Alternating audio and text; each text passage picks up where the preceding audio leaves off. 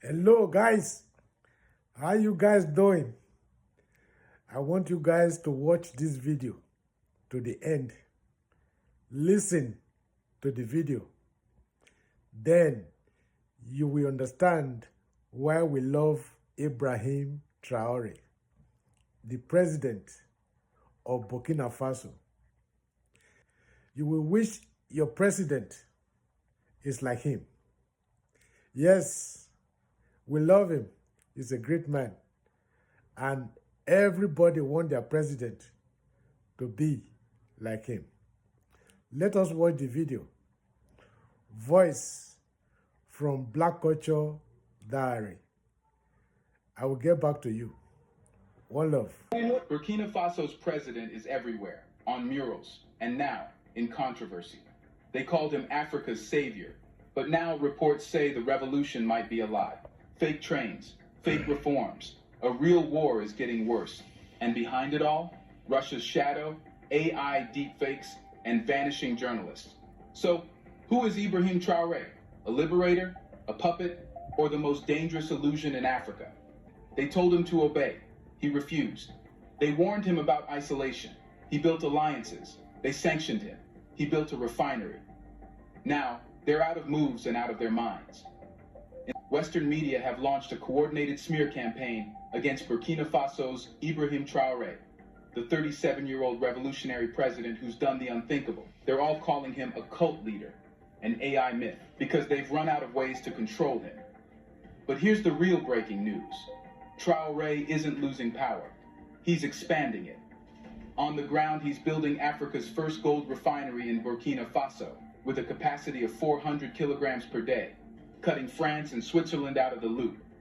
His transitional government just approved 50,000 free homes for the poor, the displaced, and the forgotten, without a cent from the IMF.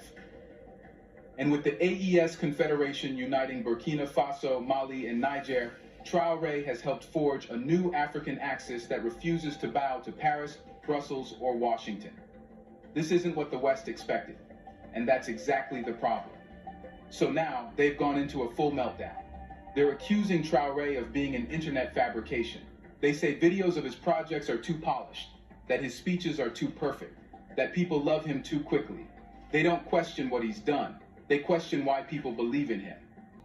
Leaked French military memos now refer to Burkina Faso as an uncontrollable zone of influence, and US briefings call the AES Confederation a risk to regional stability, as if African sovereignty is a threat to peace. Here's the real threat: a young African leader who doesn't ask permission. He's not begging for loans. He's not hosting US bases. He's not flying to Paris for photo ops. He's putting African interests first and Western ones last. And for that, they've declared war, not with weapons, but with headlines, AI-generated lies, and accusations of Russian manipulation. Let's be honest, they don't hate Traore because of who he is. They hate him because of what he proves.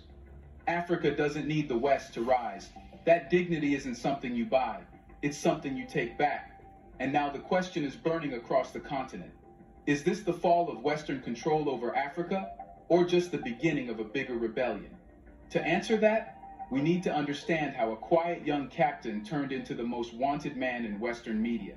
Ibrahim Traore didn't ask for a spotlight. He took power in silence, with no PR campaign, no celebrity endorsements, no foreign advisors whispering in his ear. Just one mission: liberate Burkina Faso from foreign puppeteers and give it back to its people. And that act alone was enough to light a fire across the continent. People didn't just support Traore, they believed in him. Not because he made grand speeches, but because he didn't speak the language of global elites. He didn't promise reforms in alignment with donor expectations. He talked about fighting insurgency without asking for drones. He talked about feeding people without begging the IMF. He walked through markets in fatigues, not on red carpets. And when he looked into the camera, he didn't say, "We seek partnership." He said, "We seek freedom." And that changed everything. Across Africa, especially among the youth, Traore's rise triggered something deeper than political support. It tapped into a collective trauma, centuries of colonialism, rigged elections, Western lectures, and leaders who sold their nations for donor checks. In Traore, they saw something rare: a leader who feared no one,